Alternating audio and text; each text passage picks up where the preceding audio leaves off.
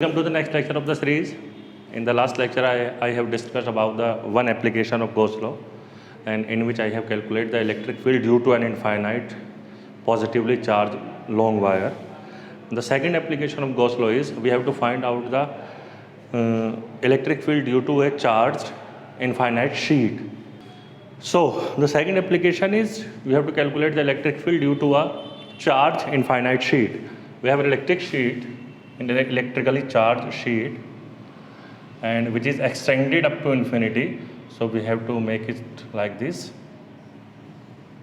and suppose this is positively charged.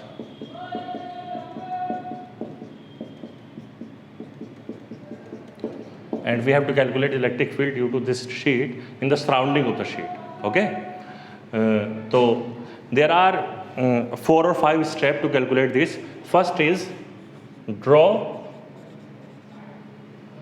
Gaussian surface. Gaussian surface.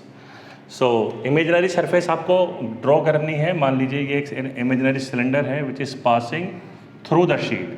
Which is passing through the sheet like this. So the first step is to draw the Gaussian surface. We have drawn the Gaussian surface. The second step is mention the directions of area vector and electric field.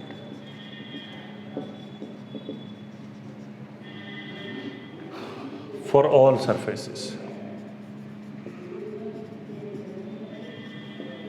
So here we have 3 surfaces. This is left, which is circular surface. This is the right of the cylinder, which is also a circular surface. And third is the curved surface. So for this surface, let this the area is A. So since this is the identical, it will also have the area A. And the direction of area vector, it will be in outward direction. एक circle ऐसे रखा हुआ है, इससे जो direction होगी area vector की वो परपेंडिकुलर बाहर की तरफ होती है. इसी तरह से चूंकि ये पॉजिटिव शीट है, तो पॉजिटिव शीट से जो अगर ये पॉजिटिव शीट है तो इलेक्ट्रिक फील्ड इधर होगा और इधर होगा. हमेशा पॉजिटिव शीट से बाहर की तरफ फील्ड जाता है, तो इससे बाहर की तरफ इधर आएगा. इसी तरह इधर जो एरिया वेक्टर DA होगा उसी के साथ में आपका इलेक्ट्रिक फील्ड जाएगा. इस कर्व्ड सरफेस के परपेंडिकुलर एरिया वेक्टर होगा, लेकिन चूंकि पॉजिटिव शीट है तो आपका इलेक्ट्रिक फील्ड हमेशा बाहर की तरफ ही रहेगा. सो यहाँ पर आपने 3 सरफेस ले ली, एक, second and third is curved surface. For first and second surface area vector and electric field are in the same direction, but for third surface which is the curved surface for a cylinder, electric field और area vector में जो angle है आपका वो 90 degree है. तो third जो point है आपका calculate charge. Calculate charge in Gaussian surface. जो आपने गॉसियन सरफेस बनाई है आप उसका चार्ज कैलकुलेट कर लीजिए. और वो चार्ज है, मान लीजिए charge enclosed is equal to Q. आपने ज्यूम कर लिया कि आपका चार्ज कितना है, Q है. Now let us suppose the surface charge density of this surface which is infinite sheet is sigma, and we know from the definition sigma is equal to charge per unit area. So this charge is basically equal to from this Q is equal to sigma time A. So this charge is equal to sigma A. You have calculated in the third step, you have calculated the charge enclosed by the Gaussian surface. Now the fourth point is apply Gauss law. Apply Gauss law. अब Gauss law क्या कहता है? Total flux passing through a close surface E dot dA is equal to total charge enclosed by the surface divided by epsilon not. Now this close surface which is cylinder, it is divided into 3 part. So आप इस close integral को 3 part में divide कर लीजिए. First is left circle, second is right circle, and third is the curved surface. Then you will have an expression like this. Fourth step आपका 3 जगह divide हो जाएगा. This integration over first surface E dot dA plus integration over second surface. देखिए अब मैंने close का sign हटा दिया है क्योंकि फर्स्ट सरफेस, सेकंड सरफेस और थर्ड सरफेस हमने क्लोज सरफेस के 3 पार्ट कर लिए। E dot D A and plus third surface के लिए भी यही रूल रहेगा, E dot D A is equal to charge enclosed which is Q upon epsilon naught. Now for first surface E dot E dA will be E dA cos theta, and for first surface E and dA are in the same direction, so theta will be 0 degree. So for surface 1 it will be E dA cos 0 plus second surface also E dA cos 0 and plus third surface के लिए क्या हो जाएगा, E dA cos 90 degree and is equal to Q upon epsilon naught. Now cos 0 is 1, so you will have E को बाहर ले लीजिए, ये कांस्टेंट होगा, dA ओनली. cos 0 1 हो गया, E बाहर आ गया तो अंदर dA रहा. इसी तरह से इसका भी E आप बाहर ले लीजिए सेकंड सरफेस का, and it will be dA just and it will be 0 because cos 90 is 0, so सारा प्रोडक्ट 0 हो जाएगा. It is equal to Q upon epsilon naught. Now integration of dA means entire area of the this circle, this left part of this left region of the circle, which is basically आपका एक circle ही है. So entire region आपने कितना माना है इसका area, A माना है, तो आप इसको लिखेंगे E into A. इसी तरह से आप इसको लिखेंगे E into A is equal to Q की वैल्यू हमने ली है sigma time A divided by epsilon not. That means 2EA will be equal to sigma A upon epsilon naught. आपका एरिया से एरिया कैंसिल हो गया. Therefore electric field due to an infinite charge sheet will be equal to sigma upon 2 epsilon naught. This is the second application of Gauss law by which we calculate the electric field due to an infinite plane sheet. अब आप बार बार जो है sheet को वो इस तरह से नहीं बनाते हैं जिस तरह से मैंने इसमें बनाई है.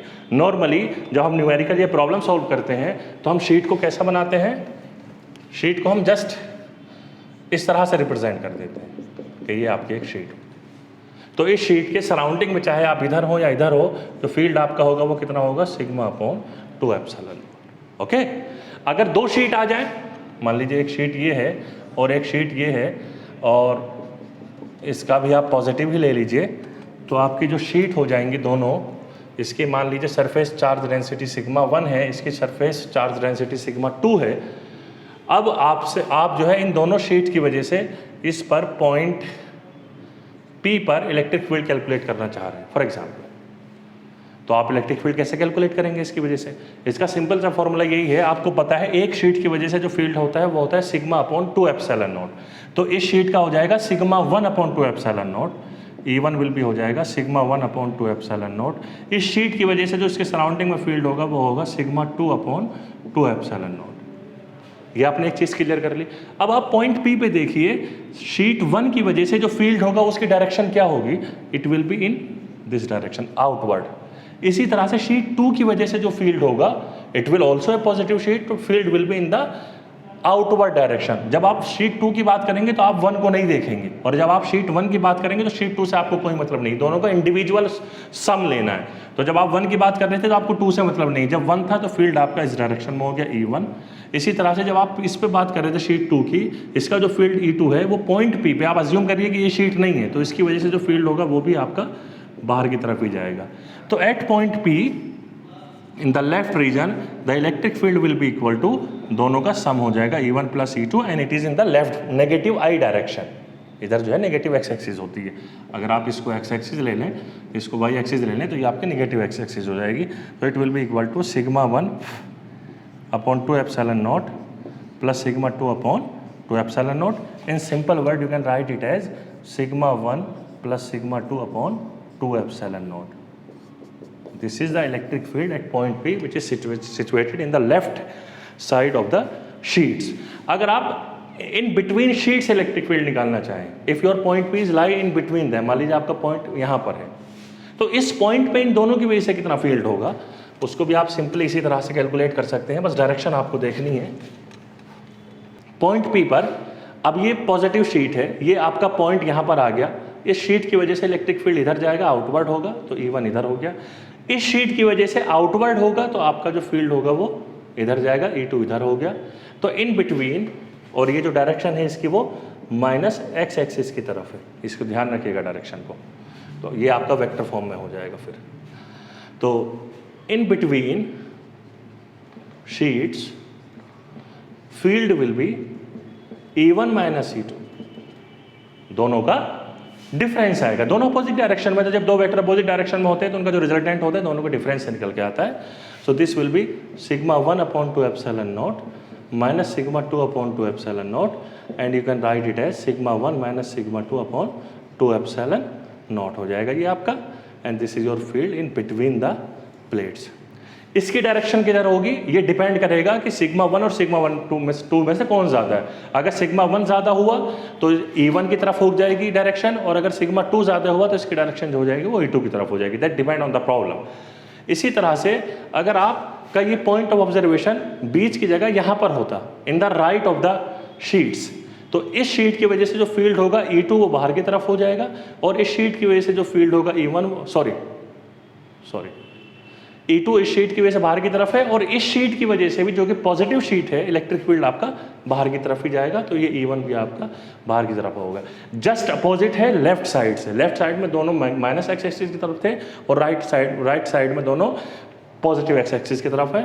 तो in the right of the sheet, right side में अगर आप फील्ड कैलकुलेट करना चाहेंगे, so it will be E simply equal to sigma 1 plus sigma 2, just like that problem, and 2 upon epsilon not, but it will be in plus x axis. आप इसको plus I cap भी कह देते हैं, unit vector I cap, sir just notation है। तो इस तरह से आप सॉल्व करेंगे। इसी तरह से आप इसको ट्राई करिएगा, अगर दोनों निगेटिव हो तो क्या होगा, और अगर एक पॉजिटिव है और एक नेगेटिव है तो क्या होगा। बेसिकली इसके लिए मैंने एक न्यूमेरिकल भी किया हुआ है। अगर एक शीट पॉजिटिव है और एक शीट नेगेटिव है तब आपका इलेक्ट्रिक फील्ड जो है वो कितना होता है और उसको कैसे कैलकुलेट करते हैं। तो ये आइडिया अगर समझ में आ गया आपको कि डायरेक्शन आपको देखनी है बस, और फील्ड आपको पता है सिग्मा अपॉन एप्सिलॉन नॉट होता है। इसमें एक चीज़ और जहन में रखिएगा इस डेरिवेशन में, अगर दोनों शीट्स आइडेंटिकल होती, इफ, क्योंकि कभी कभी ये भी होता है, if both sheets are identical, that means sigma 1 is equal to sigma 2, let us assume it is equal to sigma से। अगर ऐसा होता, दोनों आइडेंटिकल शीट है, दोनों की सरफेस डेंसिटीज जो है वो सेम होंगी, तो इन दैट केस E जो था वो लेफ्ट में जो था वो हो जाएगा सिग्मा 1 इज सिग्मा 2, दोनों सेम होगी, तो 2 sigma upon 2 epsilon not, 2 sigma upon 2 epsilon not, तो it will just equal to sigma upon epsilon not, but it will be in minus X axis. In between electric field will be sigma 1 minus sigma 2, दोनों same है, तो electric field will be 0, and in the right side electric field will be equal to, just like previous problem, sigma upon epsilon naught, but in positive x axis. Okay, तो सिर्फ direction का फर्क है, magnitude left में जितना था उतना ही right में भी है आपका। तो इससे फर्क नहीं पड़ता है आपका कि आप लेफ्ट में है कि राइट में, मैग्नीट्यूड सेम रहेगा, लेकिन आपकी जो डायरेक्शन है फील्ड की वो बदल जाएगी। ये स्पेशल केस है जब दोनों की डेंसिटी सेम हो जाए। अब न्यूमेरिकल में दोनों की डेंसिटी सेम भी हो सकती है, दोनों की डेंसिटी डिफरेंट भी हो सकती है, शीट भी डिफरेंट हो सकती है, दोनों नेगेटिव हो सकती हैं, एक पॉजिटिव एक नेगेटिव भी हो सकती है, कोई फर्क नहीं पड़ता उससे। एक मैं प्रॉब्लम करने जा रहा हूँ यहाँ पर, उस प्रॉब्लम में हम दो डिफरेंट शीट लेंगे और जो दोनों की डेंसिटी है वो दोनों की डिफरेंट है और दोनों की शीट भी डिफरेंट है, यानी कि एक पॉजिटिव है और एक नेगेटिव है। तो आप इसको देखिएगा। ये दो शीट्स हैं, एक पॉजिटिव है एक नेगेटिव है, दोनों की सरफेस चार्ज डेंसिटी डिफरेंट है। मान लीजिए इसकी सरफेस चार्ज डेंसिटी सिग्मा है, इसकी सरफेस चार्ज डेंसिटी सिग्मा 2 है, एंड सिग्मा 1 की जो वैल्यू इन्होंने दी है that is 6.8 micro coulomb per metre square. तो सबसे पहले माइक्रो को हटाइए, आपको ऐसा यूनिट में काम करना है। So you will write 6.8 into 10⁻⁻⁶, micro का मतलब -6 कूलम, माइक्रो हट गया, पर मीटर स्क्वायर। सिग्मा 2 जो आपको दिया है वो है आपका 4.3 micro coulomb per metre square, मतलब 4.3 into 10⁻⁻⁶ coulomb per metre square. Obviously sigma 2 जो है वो निगेटिव है, -4.3 होगा ये, लेकिन न्यूमेरिकल में हमको इन्हें पॉजिटिव ही लेना है, जो कि माइनस डायरेक्शन से सिर्फ माइनस से सिर्फ डायरेक्शन का पता लगता है, आप डायरेक्शन शीट से भी पता लगा सकते हैं।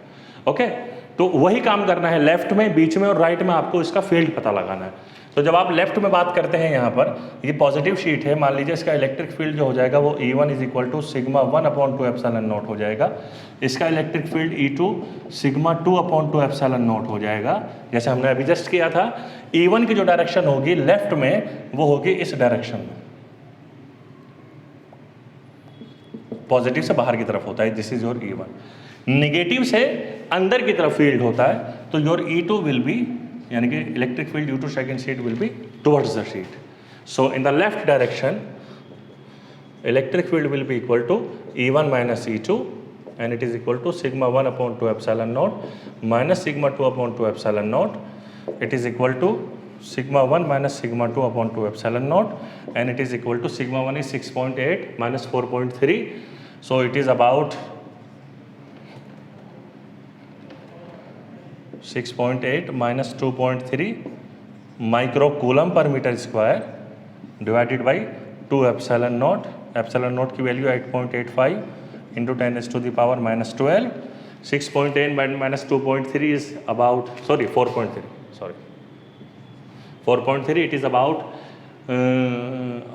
2.5, it is about 2.5 micro coulomb है, तो 10 raised to the power minus 6 आएगा, divided by 2 into 8.85 into 10 raised to the power minus 12, and it is equal to how much? If you calculate it, you will get the result about 1.4 into 10 raised to the power 5, 1.4 into 10 raised to the power 5 newton per coulomb.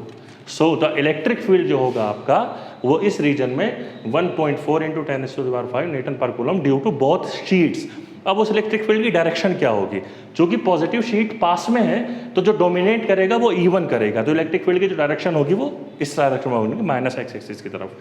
इसी तरह in between जो mid point होगा आपका, mid में कितना हो जाएगा? Mid में देख लीजिए, पॉजिटिव शीट से बाहर की तरफ जाएगा इलेक्ट्रिक फील्ड और नेगेटिव शीट के टुवर्ड्स जाता है, तो दोनों एक ही डायरेक्शन में हो गया। पॉजिटिव इस शीट से बाहर की तरफ जा रहा है और नेगेटिव शीट की वजह से टुवर्ड्स द शीट होता है, तो ये दोनों एक ही डायरेक्शन में हो जाएंगे, E1 और E2।